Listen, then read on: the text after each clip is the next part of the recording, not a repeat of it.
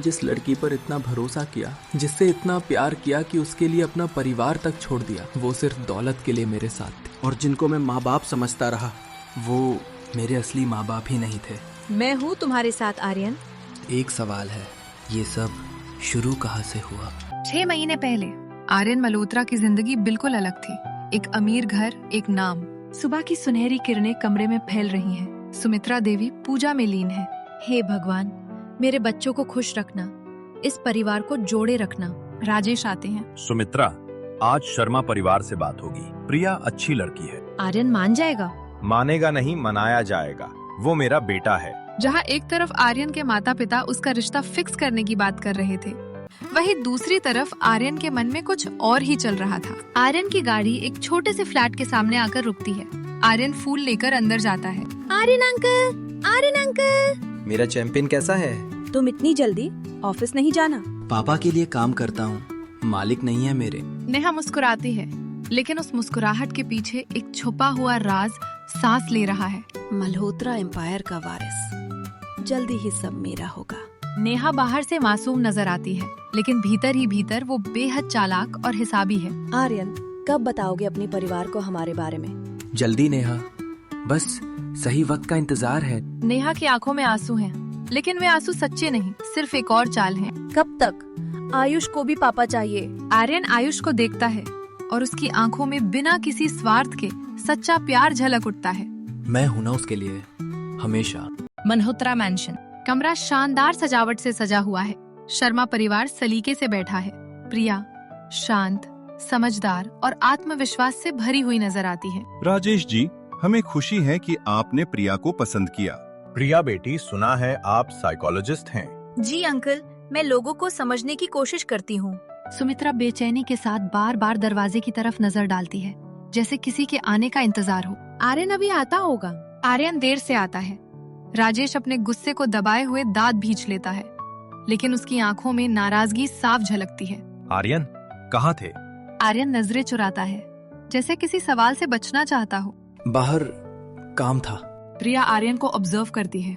उसकी ट्रेन्ड आंखें सब देख लेती हैं। ये इंसान कुछ छुपा रहा है। सुंदर बगीचे में शाम की नरम रोशनी फैली हुई है। आर्यन और प्रिया वहाँ अकेले खड़े हैं। चारों ओर एक अजीब सी खामोशी पसरी हुई है।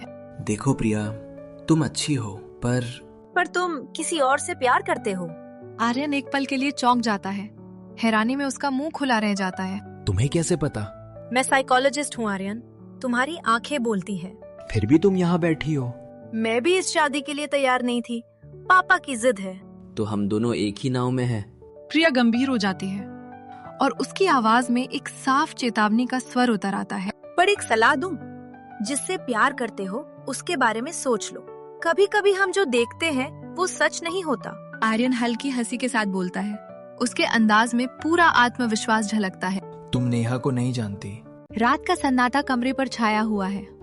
सिर्फ लैपटॉप की नीली रोशनी रोहन के चेहरे को रोशन कर रही है, जो उसे और भी डरावना बना देती है।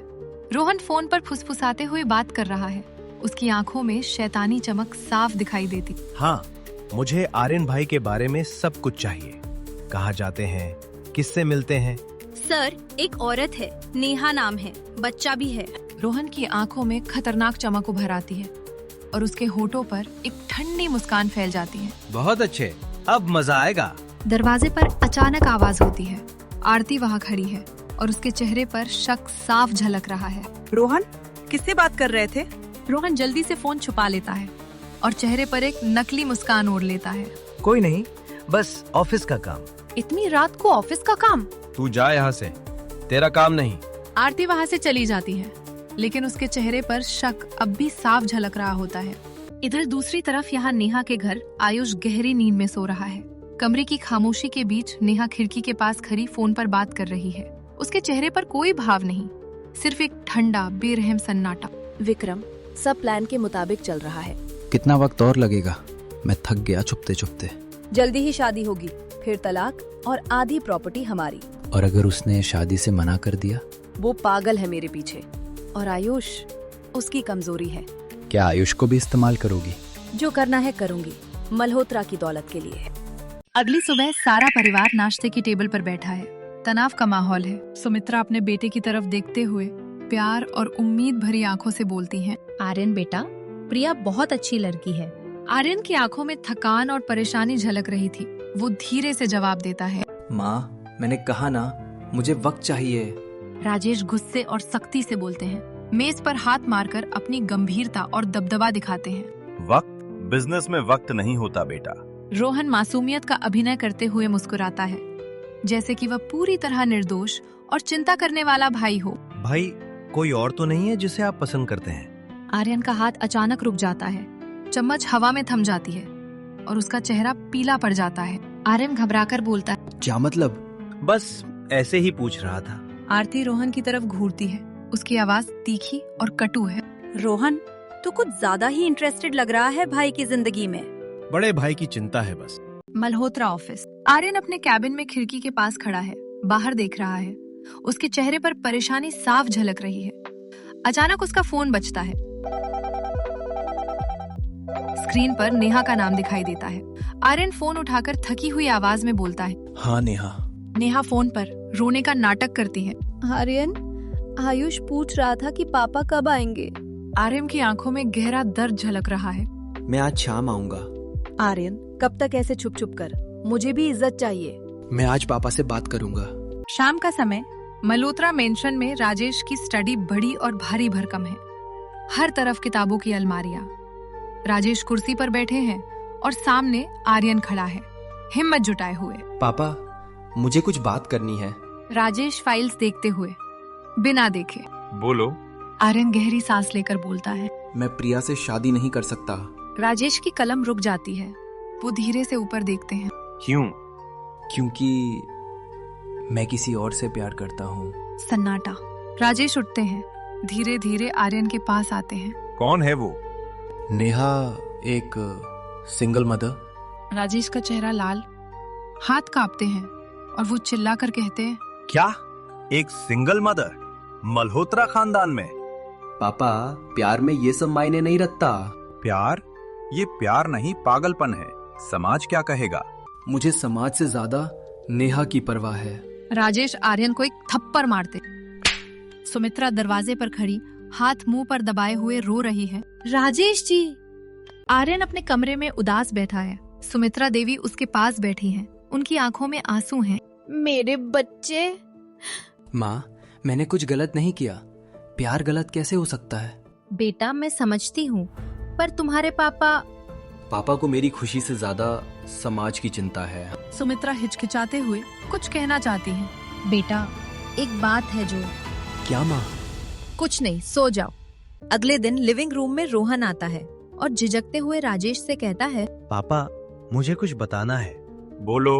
मैं नहीं बताना चाहता था, पर आर्यन भाई के बारे में। वो उस औरत के घर जाते हैं रोज। उसका बच्चा आर्यन भाई को पापा बुलाता है। तुम्हें कैसे पता?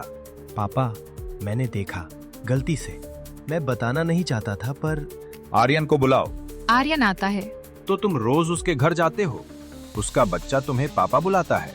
आर्यन समझ जाता है। गुस्से से भरकर वो रोहन की ओर देखता है। तूने बताया?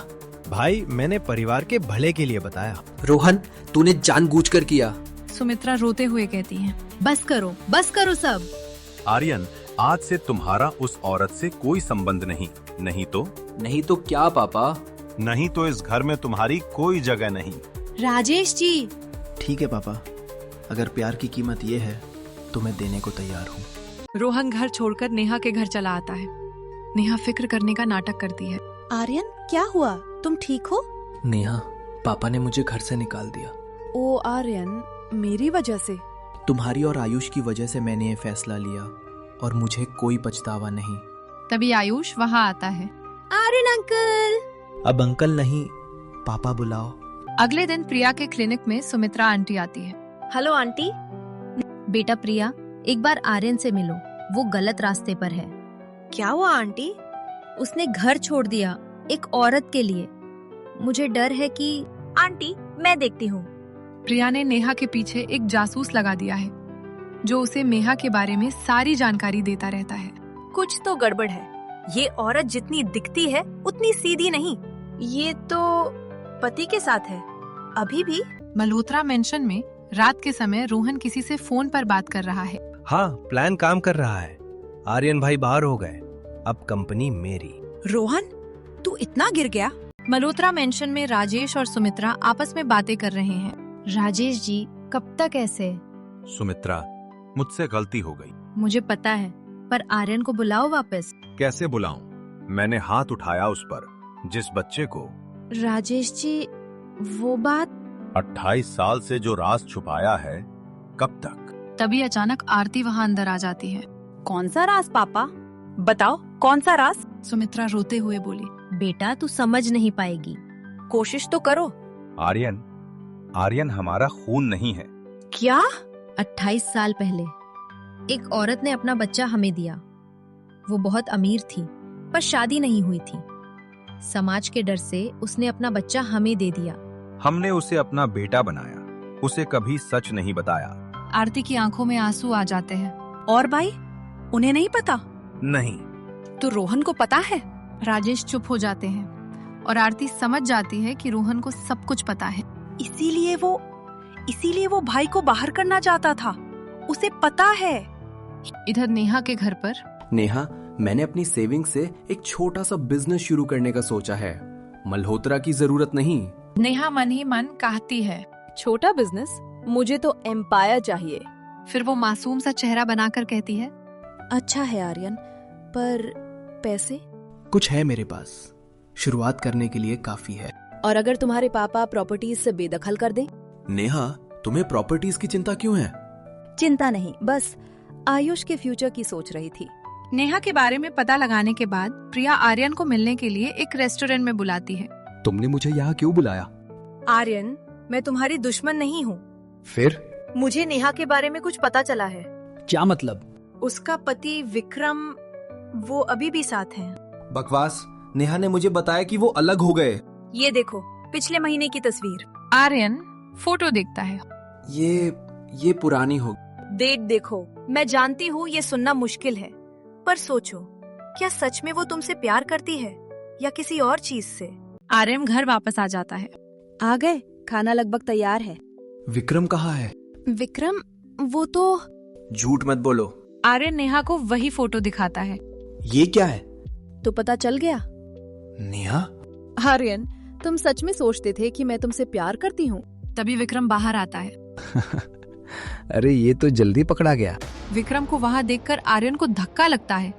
उसको विश्वास नहीं होता कि नेहा ऐसा कर सकती है। उसे कुछ समझ नहीं आता। नेहा, तुम दोनों? हाँ आर्यन, हम दोनों मिले हुए हैं शुरू से। आर्यन दीवार का सहारा लेता है, पैर कांप रहे हैं। पर आयुष, उसने मुझे पापा बुलाया। एक्टिंग आर्यन, मैंने सिखाया उसे। आर्यन की आंखों से आंसू बहने लगते हैं। देखो नेहा, रो रहा है, मल्होत्रा का लाडला। पर तुम्हें मुझसे क्या चाहिए था? पैसा, मल्होत्रा एम्पायर। शादी करती, फिर तलाक, आधी प्रॉपर्टी मेरी। पर अब?